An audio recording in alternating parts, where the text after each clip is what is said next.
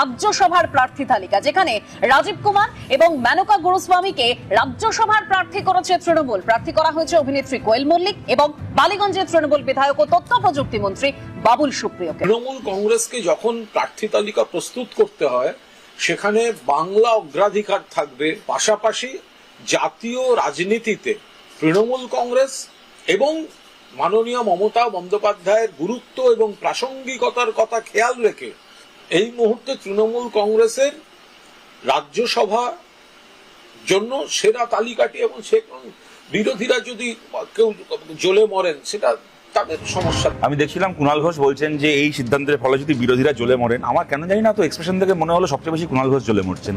যাক, অবশ্যই আমার আন্দাজে, আমি ভুলে হতে পারি। আমি না এবার ঠিক করেছি যে এই টেলিভিশনের এই ধরনের কোনো আলোচনায় পারতপক্ষে আসবো না। যদি এসেও থাকি, তৃণমূলের যিনি থাকবেন, যিনি থাকুন না কেন, তার খুব একটা তাকে সমালোচনা করবো না বা গালাগাল দেবো না। এবার সত্যি খারাপ লাগে এদের জন্য। এরা সারা বছর তৃণমূলের জন্য মিটিং করতে গিয়ে, তৃণমূলের হয়ে টিভিতে বসে চেঁচাতে গিয়ে এরা লোকের কাছে চোর ডাকাত কত গালাগাল খায়। আর আলটিমেটলি যখন এমপি হওয়ার সময় আসে, তখন এমপি হয় কারা? ইউপি বিহারের পুলিশ, তেলেগু উকিল, হচ্ছে বিজেপির মন্ত্রী আর টালিগঞ্জের হিরোইন। জীবনে কোনো দিন যারা মিটিং মিছিলে তৃণমূলের পতাকা ছিল না, তারা তৃণমূলের এমপি হয়। আর এরা সমস্ত এদের কপাল আছে ওই মমতা ব্যানার্জি, অভিষেক ব্যানার্জি জিন্দাবাদ পাঠাতে পারবো না, যখন এমএলএ ছিল পাঠিয়েছি। কিন্তু বৈষম্যতার ক্রাইসিসটা কি? যখন আমরা পাঠাতাম তখনও বৈষম্যতাকে কেউ পাঠায়নি, যখন মমতা ব্যানার্জি পাঠাচ্ছেন তখনও বৈষম্যতাকে কেউ পাঠাচ্ছে না। আমি সেই আলোচনার মধ্যে যাচ্ছি না। কিন্তু এখন আমি একটা কথা বলছি আপনাদেরকে।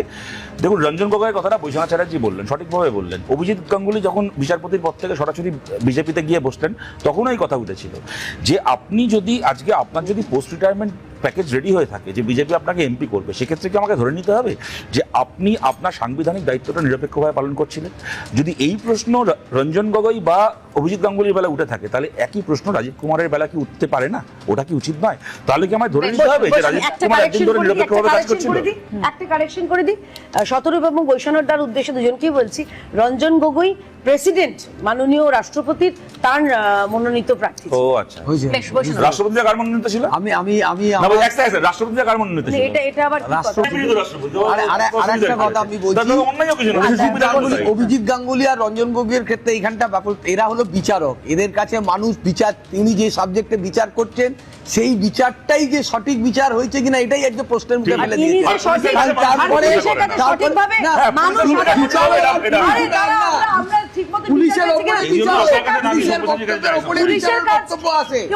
পুলিশের বক্তব্যের উপরে বিচারক বিচার করেছেন এই মাইন্ডসেট নিয়ে যে উনি লোকসভায় দাঁড়াবেন, উনি বিজেপি করতে যাবেন।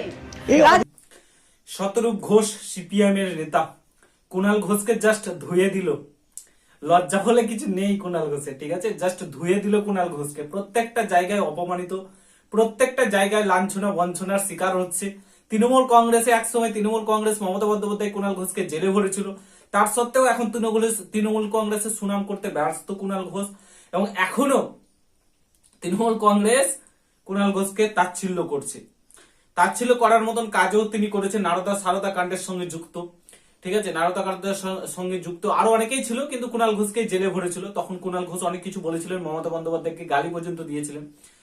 তো আজকে কুণাল ঘোষকে আবার অপমানিত হলো। রাজ্যসভার প্রার্থী ঘোষণা হয়েছেন, আপনারা প্রত্যেকে জানেন।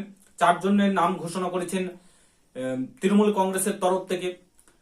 কোয়েল মল্লিক, বাবুল সুপ্রিয়, তারপরে হচ্ছে রাজীব কুমার, গুরুস্বামী।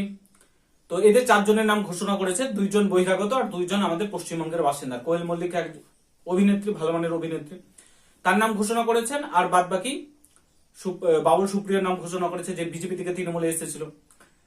তো ব্যাপারটা হচ্ছে কুণাল ঘোষের কোথাও জায়গা নেই রাজ্যসভায়, কুণাল ঘোষকে কোথাও পাঠানো হয়নি।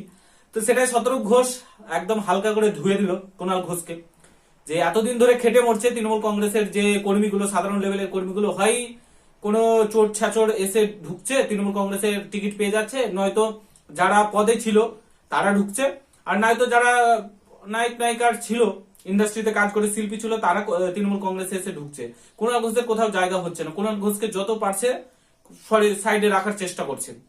তো কুণাল ঘোষ মুখ পেতে বসে আছেন, কবে তাকে কোনো দায়িত্ব দেওয়া হবে, কবে তাকে রাজ্যসভায় পাঠানো হবে, কবে বিধানসভায় দাঁড় করানো হবে, কিন্তু তাকে কোনো কিছু করাচ্ছে না তৃণমূল কংগ্রেস। বলার কিছু নেই। কুণাল ঘোষ যে এত গালি খায় মানুষের কাছে, মানে সেটা বলার অপেক্ষা রাখে না। কুণাল ঘোষকে জাস্ট মানুষ ধুয়ে দেয়, কুণাল ঘোষকে প্রচুর পরিমাণে গালি দেয়। কুণাল ঘোষ কিসের চামড়া নিয়ে তৈরি হয়েছে আমরা এখনো পর্যন্ত জানতে পারিনি। কিন্তু একটা জিনিস কুণাল ঘোষের ভালো গুণ আছে, যতই রেপও যদি করে দেয় তৃণমূল কংগ্রেসের নেতা নেত্রী, তাও তিনি ঘুরিয়ে পেঁচে সেই বিজেপির উপরে দোষ চাপাবে, যারা অপোজিশনে রয়েছে তাদের উপর দোষ চাপাবে, বলবে এই উত্তরপ্রদেশে কি হচ্ছে, এই বিহারে কি হচ্ছে, এই হচ্ছে। কিন্তু পশ্চিমবঙ্গে কি হচ্ছে সেটা দেখতে পাচ্ছেন, নিজের পাছাতে যে পটি লেগে আছে সেটা দেখছে না, তো অন্যরই দেখতে যাচ্ছে। ঠিক আছে, যাই হোক আমি কথাটা ইউজ করলাম তার জন্য সরি।